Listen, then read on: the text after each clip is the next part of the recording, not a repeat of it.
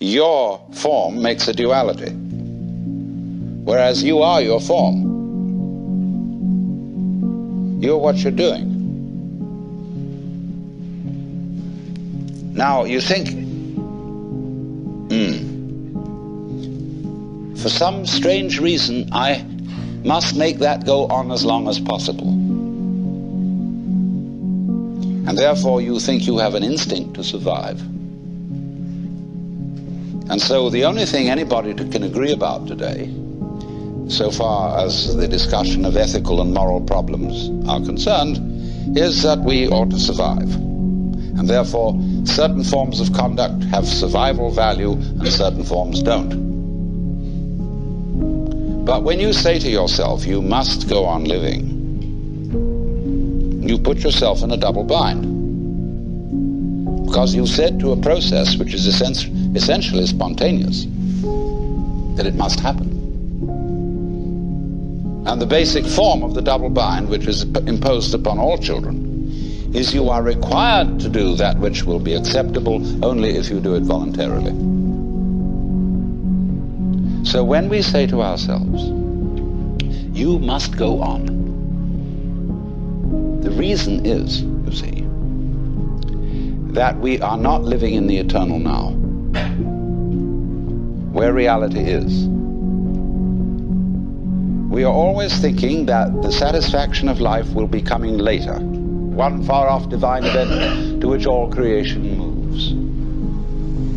Don't kid yourself. As the Hindus have taught us, in the course of time, everything gets worse. It eventually falls apart. Comes Kali Yuga, and Shiva at the end, and boom. Which is to say, only suckers put hope in the future. You see, I tell you, there are three classes of people in the Western world: the aristocrats, the proletariat, and the bourgeoisie. The aristocrats live on the past because they come of noble family. And they're like potatoes because the best part of them is underground. The proletariat live in the present because they have nothing else. And the poor bourgeoisie live for the future.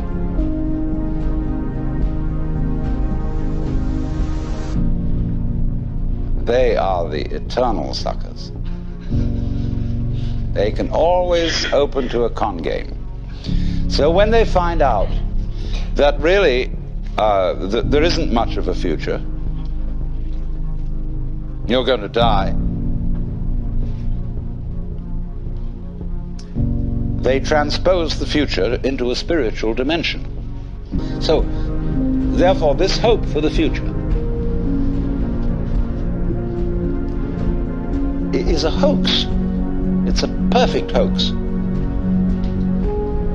But maybe we will make spiritual progress. Everybody puts it off. Maybe if I work at yoga for 10 years, 20 years, and do this thing, I will eventually make it to moksha, to nirvana, whatever. That's nothing more than a postponement. It's this business of, because you're not fully alive now, you think maybe someday you will be.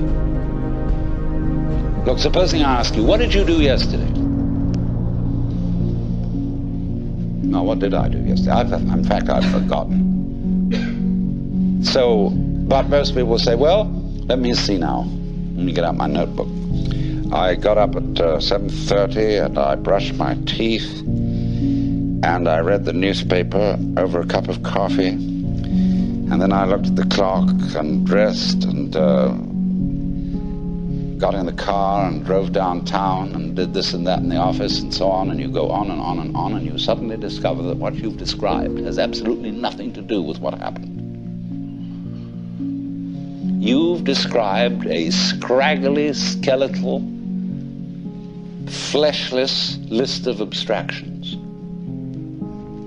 Whereas if you were actually aware of what went on, you could never describe it. Because nature is multidimensional. Language is linear.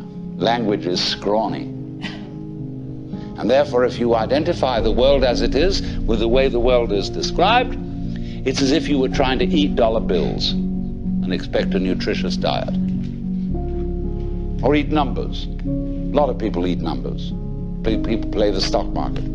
They're doing nothing but eating numbers. And they're always unhappy.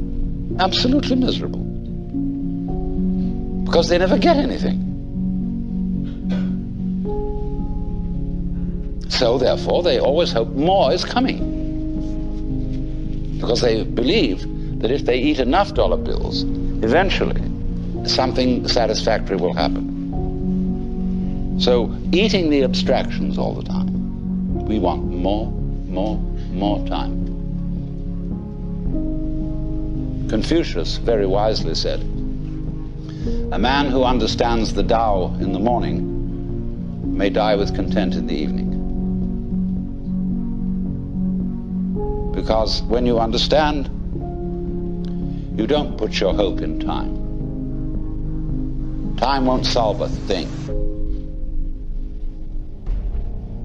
So when we enter into the practice of meditation, of yoga,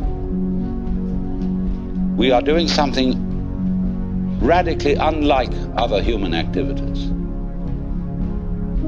Of course, the way yoga is sold in the United States, like everything else, is that it's supposed to be good for you. It isn't. It has nothing to do with anything that's good for you. It's the one activity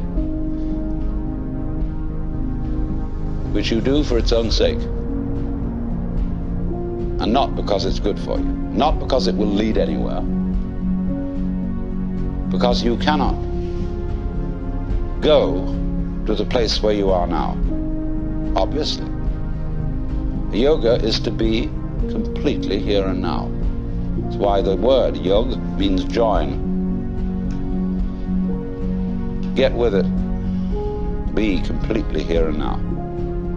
This is the real meaning of concentration, to be in your center. And the Christian word for sinning in Greek is amatanin, which means to miss the point.